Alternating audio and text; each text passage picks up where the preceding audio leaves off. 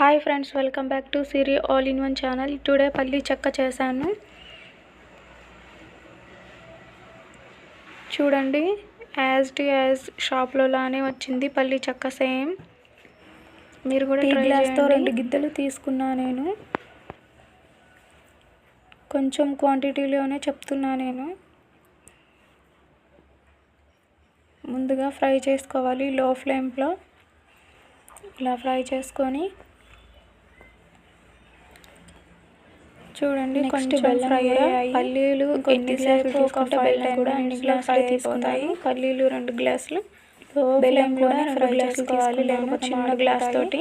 Next బెల్లంలో కొంచెం water వేసుకోవాలి. అందులోనే పల్లీలు వేగిపోయాయి. పల్లి పొట్టు చేత్తోనే తీసేస్తున్నా నేను.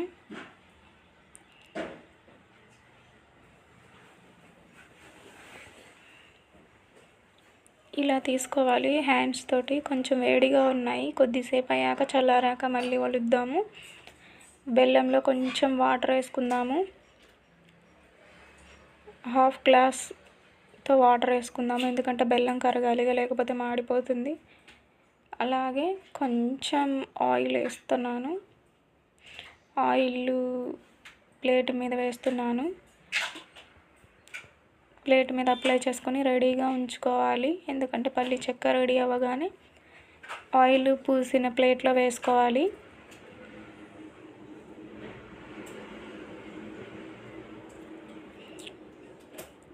నెయ్యి ఉంటే నెయ్యి రాసుకోండి, టేస్ట్ బాగుంటుంది ఇంకా పల్లి చెక్కకి.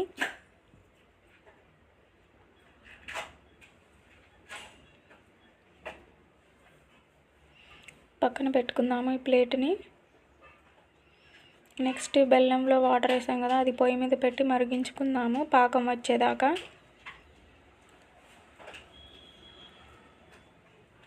బెల్లం కరిగి నురగ పైకి వచ్చేటప్పుడు టెస్ట్ చేసుకోండి. వాటర్లో కొంచెం బెల్లం వేసుకొని గట్టిగా వస్తే పాకం వచ్చినట్టు.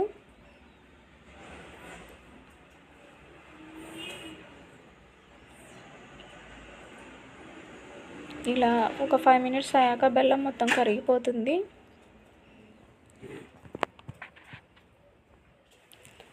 బెల్లం కరిగేలేపు పల్లీలు ఫ్రై చేసుకున్నాం కదా, పల్లీలు కూడా చల్లారిపోతాయి, పొట్టు ఒలుసుకోవచ్చు. ఈలోపు పాకం పడుతున్నాను లో ఫ్లేమ్లో.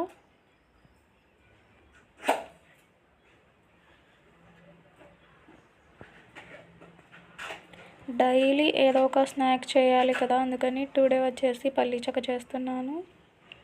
ఇప్పుడు పల్లీలు ఒలుసుకుందాము. ఒలిచినవి చూపిస్తున్నా చూడండి. ఇలా ఒలుసుకొని, కావాలంటే మీరు పల్లీల్ని చక్కలుగా చేసుకోవచ్చు.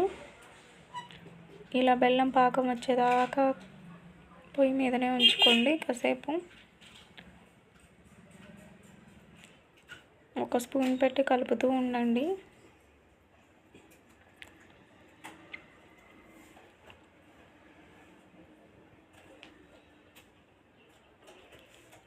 బెల్లం కరగడం స్టార్ట్ అయింది.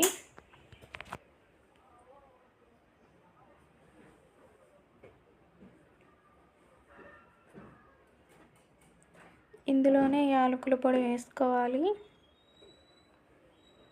కొంచెం బెల్లం కరిగిన తర్వాత వేసుకోండి.